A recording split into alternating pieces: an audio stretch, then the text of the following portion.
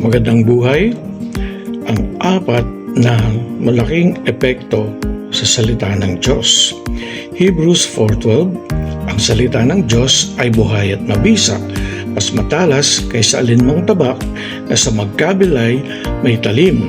Ito'y tumatagos maging sa kaibuturan ng kaluluwa at espiritu, ng mga kasukasuan at buto, at nakakaalam ng mga iniisip at binabalak ng puso. Paano ba ito nakaka-epekto? Unang-una, ang unang bagay na ginagawa ng salita ng Diyos ay binubuo ang ating pananampalataya sa ating kalooban mismo. At hindi lamang ang salita ng Diyos ay lumilikha ng pananampalataya, ngunit binibigyan rin tayo ng bagong kapanganakan. Ang salita ng Diyos ay pagkain espiritual. Dito tayo lumalago. Ang salita ng Diyos ay nagdudulot sa atin ng kagalingan.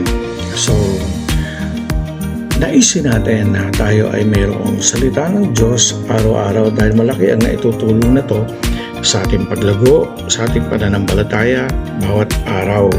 Sumunod, hindi lamang ang salita ng Diyos ay binibigyan tayo ng bagong kapanganakan. Kung hindi tinutupad na to ang salita niya hanggang sa tayo lumago at makilala natin ng lubusan ang ating Panginoon. Ang salita ng Diyos ay pagkain espiritual.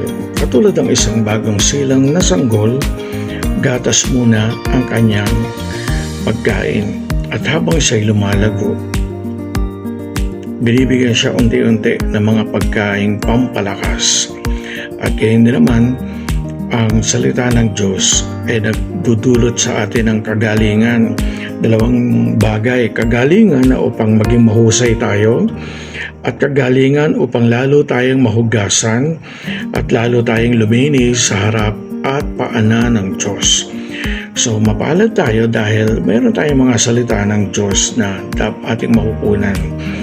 Ang pagsasalita, ang salita ng Diyos sa iyong buhay ay isang susi upang ikaw ay makapamuhay ng banal sa harap ng Panginoon.